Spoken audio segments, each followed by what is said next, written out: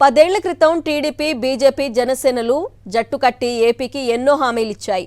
అధికారంలోకి వచ్చిన తర్వాత ఆ హామీలను అటకెక్కించాయి. రాష్ట్రంలోనూ కేంద్రంలోనూ అధికారాలు పంచుకున్నారు. విభజన హామీలు అమలు కాక ఏపీ ప్రజలు పడ్డ బాధను మాత్రం పట్టించుకోలేదు. 4 ఏళ్లు కలిసుండి తర్వాత ఒకరినొకరు తిట్టుకున్నారు. ఒకరిపై ఒకరు నిప్పులు చెరిగారు. చిచి, ఇక మళ్లీ కలిస్తే ప్రసక్తే లేదు అని ఒకరినొకరు ఈసిడించుకున్నారు. అయితే 5 ఏళ్లు గడిచేసరికి మళ్లీ మామూలే. మళ్లీ జట్టు కట్టారు. ఏపీకి మేలు చేయడానికి అని పాత అబద్ధాన్నే మరోసారి వినిపించారు. అప్పుడంటే ప్రజలు అమాయకంగా నమ్మారు. కానీ ఇప్పుడు అందరి నిజస్వరూపాలు తెలుసుకున్న ప్రజల్లో మరోసారి మోసపోవటానికి సిద్ధంగా లేరు. కేంద్రంలోని కాంగ్రెస్ ప్రభుత్వం ఆంధ్రప్రదేశ్ ప్రజల మనోభావాలను పట్టించుకోకుండా రాష్ట్ర విభజన చేసిన సమయమది. విభజన బిల్లుపై లోక్సభలో చర్చ కూడా జరపకుండా పార్లమెంట్ తలుపులు మూసివేసి ప్రత్యక్ష ప్రసారాలు నిలిపివేసి తమ ఇష్టారాజ్యంగా విభజన బిల్లుకు ఆమోదముద్ర వేసుకున్న తరుణమది. ఎన్నికల కోసమే కాంగ్రెస్ విభజనకు పూనుకుంది. ఎన్నికల్లో ఓట్ల కోసమే బీజేపీ కూడా విభజనకు తన వంతు సాయాన్ని అందించింది. 2 జాతీయ పార్టీల ఓట్ల వేటలో ఆంధ్రప్రదేశ్కు తీరని నష్టం జరిగింది. విభజన కారణంగా నష్టపోయే ఏపీ కోలుకోవాలంటే ప్రత్యేక హోదా ఇవ్వాలని రాజ్యసభలో బీజేపీ పట్టుబట్టింది. దానికి కాంగ్రెస్ కూడా ఓకే అంది. ఓకే అన్నారే కానీ దాన్ని విభజన చట్టంలో చేర్చలేదు. హోదా ఇవ్వాలని పట్టుబట్టిన బీజేపీ కూడా దాన్ని చట్టంలో పెట్టాలని కాంగ్రెస్ పై ఒత్తిడి తేలేదు. 2004, 2009 ఎన్నికల్లో వరుసగా 2 సార్లు ఓడిపోయి తీవ్ర సంక్షోభంలో కూరుకుపోయి ఉంది టీడీపీ. రాష్ట్ర విభజన జరిగిన వెంటనే ఎన్నికలొచ్చాయి. ఆ ఎన్నికలకు టీడీపీ నిజానికి సిద్ధంగా లేదు. ఒంటరి పోరు చేసే సత్తా లేదు. అందుకే ఆ ఎన్నికల ముందు సినీ నటుడు పవన్ కళ్యాణ్ పెట్టిన జనసేన పార్టీతో పొత్తు పెట్టుకున్నారు చంద్రబాబు. 2004 ఎన్నికల తర్వాత జీవితంలో బీజేపీ మొహం కూడా చూడనని భీష్మ ప్రతిజ్ఞ చేసిన చంద్రబాబు 2014 ఎన్నికల్లో బీజేపీతో పొత్తు కోసం వెంపర్లాడారు.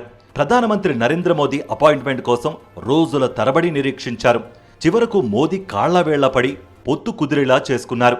ఇందులో ఏపీ బీజేపీలోని కొందరు సీనియర్ నేతల సాయం కూడా తీసుకున్నారు చంద్రబాబు. మొత్తానికి టీడీపీ, బీజేపీ, జనసేనలు పొత్తు కట్టాయి. చంద్రబాబు నాయుడు, నరేంద్ర మోదీ, పవన్ కళ్యాణ్లు ఎన్నికల ప్రచారంలో పాల్గొన్నారు. తమ కూటమిని గెలిపిస్తే ప్రత్యేక హోదా తెస్తామని హామీ ఇచ్చారు. టీడీపీ, బీజేపీలను గెలిపిస్తే హోదాతో పాటు విభజన హామీలు అమలు చేయించే పూచి తనదని పవన్ భరోసా ఇచ్చారు. 600కు పైగా హామీలిచ్చారు చంద్రబాబు. అన్ని హామీలిచ్చి అన్ని పొత్తులు పెట్టుకున్నా సావు తప్పి కన్ను లొట్టపోయినట్లు బోటాబోటీ సీట్లతోనే అధికారంలోకొచ్చారు. ఎన్నికలు ముగియగానే మేనిఫెస్టోని అటకపైకి విసిరేశారు. ఇచ్చిన హామీలు గాలి కొదిలేశారు. ప్రత్యేక హోదాను కేంద్రానికి తాకట్టు పెట్టేశారు చంద్రబాబు. టీడీపీ, బీజేపీలను గెలిపిస్తే హోదా తెచ్చే పూచి తనదన్న పవన్ కళ్యాణ్ ఆ తర్వాత మౌనంగా ఉండిపోయారు. 4 ఏళ్ల పాటు కాపురం చేసిన టీడీపీ, బీజేపీలు ఎన్నికల్లో ఇచ్చిన హామీలేవి నిలబెట్టుకోలేదు. ప్రత్యేక హోదా ఇవ్వలేదు. విశాఖ రైల్వే జోన్ రాలేదు. కడప ఉక్కు కర్మాగారం తేలేదు. అయితే బీజేపీతో కలిసి 4 ఏళ్ల పాటు అధికారాన్ని అనుభవించినంత కాలం విభజన హామీల గురించి చంద్రబాబు మాట్లాడలేదు. పైపెచ్చు కేంద్రం కట్టాల్సిన పోలవరం ప్రాజెక్టును తనకు అప్పగించాలని అడిగి తీసుకుని దానికి బదులుగా ప్రత్యేక హోదాను వదులుకున్నారు. ప్రత్యేక హోదా కోసం ప్రజలు నినదీస్తే కేసులు పెట్టించి జైళ్లకు పంపారు చంద్రబాబు. చివరకు బీజేపీ నుంచి బయటకొచ్చాక ప్రజల్లో టీడీపీ పట్ల వ్యతిరేకత పెరిగిపోయిందని తెలుసుకుని అప్పుడు హోదా పాట అందుకున్నారు చంద్రబాబు. ప్రజాధనాన్ని దుర్వినియోగం చేసి తన ఎన్నికల సభల్లో ధర్మపోరాట దీక్షల ముసుగులో సభలు నిర్వహించి ప్రధానమంత్రి నరేంద్ర మోదీని విమర్శించారు చంద్రబాబు. తిరుపతి మీటింగ్లో నరేంద్ర మోడీ గారు ఏం చెప్పారు? ఆ రోజు ఢిల్లీని తలదిన్నే రాజధాని కోసం ఢిల్లీ కూడా దీని ముందర చిన్నబోయే విధంగా రాజధాని కట్టడానికి సహకరిస్తామన్నారు. ఏం చేశారని అడుగుతున్నా. ఇచ్చింది 1500 కోట్లు. కనీసం ఎలక్ట్రికల్ కేబుల్స్ కూడా అండర్ గ్రౌండ్లో పెట్టాలంటే దానికి కూడా సరిపోని పరిస్థితి. వేరే రాష్ట్రాలకైతే విచ్చలవిడిగా ఇచ్చిన ఈ పెద్ద మనుషులు మన పట్ల వివక్ష చూపించారు. అటు జనసేన అధినేత పవన్ కూడా బీజేపీ ద్రోహం చేసిందంటూ విరుచుకుపడ్డారు. ప్రత్యేక హోదా ఇస్తామని చెప్పి పాచిపోయిన లడ్డూలు ఇచ్చారన్నారు. భారతీయ జనతా పార్టీ ఎంత ద్రోహం చేసింది అంటే వాళ్ళు చేసిన ద్రోహం మరిచిపోదాం అనుకుంటే లేదు, వాళ్ళు మర్చిపోనివ్వరు.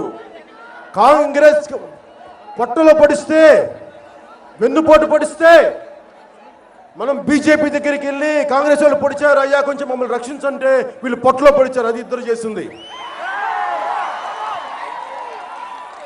రెండు జాతీయ పార్టీలు కలిసి జాతీయ సమగ్రత గురించి మాట్లాడే గొప్ప గొప్ప జాతీయ నాయకులు ఈరోజు రాష్ట్రంలో, రెండు రాష్ట్రాల్లో అస్థిరత క్రియేట్ చేసి సృష్టించారు.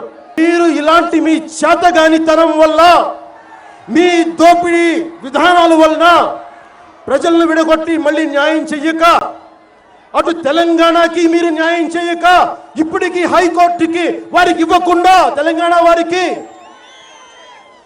అలాగే సీమాంధ్రులకి మేము మీకు స్పెషల్ ప్యాకేజ్ ఇస్తాం, స్పెషల్ స్టేటస్ ఇస్తాం అని చెప్పి ఈ రోజున ఏమిచ్చారు? పాచిపోయిన 2 లడ్డూలు ఇచ్చారు. 2019 ఎన్నికల ప్రచారంలోనే ప్రధానమంత్రి నరేంద్ర మోదీ టీడీపీ అవినీతిని చీల్చి చెండాడారు. పోలవరం ప్రాజెక్ట్ చంద్రబాబుకు ఏటీఎంగా మారిందన్నారు. 2014లో టీడీపీ బీజేపీలతో పొత్తు పెట్టుకుని తప్పు చేశానన్నారు పవన్ కళ్యాణ్. టీడీపీ నేతలు తనను ఎంతలా అవమానించారో జన సైనికులకు చెప్పుకున్నారు. కుక్క బిస్కెట్లు పడేసిన 15 సీట్లు పడేసి ఇది వాళ్ళ అన్న మాటలు బాధ కలగదా మనకి? అంటే మీరు పడేస్తే భిక్ష వేయడానికి ఏమనుకుంటున్నాం? మేము జన సైనికులు, ప్రజల కోసం పనిచేసే వాళ్ళం. తెలుగుదేశం నాయకుల నా మీద ఎన్ని వెటకారాలు నాకు తెలుసు కదా. వాళ్ళు ఎంత స్థాయికి వెళ్ళిపోయారంటే కొంతమంది, వాడు మా ఉంపుడు మేము ఉంచుకున్నాను వాడు పడుంటాడు ఇట్లా అంటే నా మీద.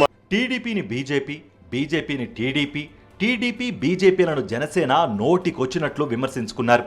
జీవితంలో వాళ్ల మొహాలు కూడా చూడమని శపథాలు చేసుకున్నారు. జనసేన, కమ్యూనిస్టులు, బీఎస్పీలతో చంద్రబాబు చెప్పినట్లు పొత్తు కడితే చంద్రబాబు కనుసన్నల్లో జనసేన సీట్ల పంపకాలు చేసింది. బీజేపీ ఒంటరి పోరుకు సిద్ధమైంది. అయితే 2014 ఎన్నికల్లో గెలిచిన తర్వాత ఈ 3 పార్టీల తీరుతెన్నులు నిశితంగా గమనించిన ఓటర్లు 3ంటిని చిత్తుగా ఓడించారు. నిజానికి ప్రజల పక్షాన పోరాటాలు చేసిన జగన్మోహన్ రెడ్డి వెన్నంటే నడిచి 151 స్థానాలు కట్టబెట్టారు. టీడీపీకి ఘోర పరాభవం తప్పలేదు.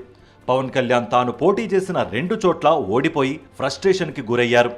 134 స్థానాల్లో పోటీ చేసిన జనసేనకు ఒక్క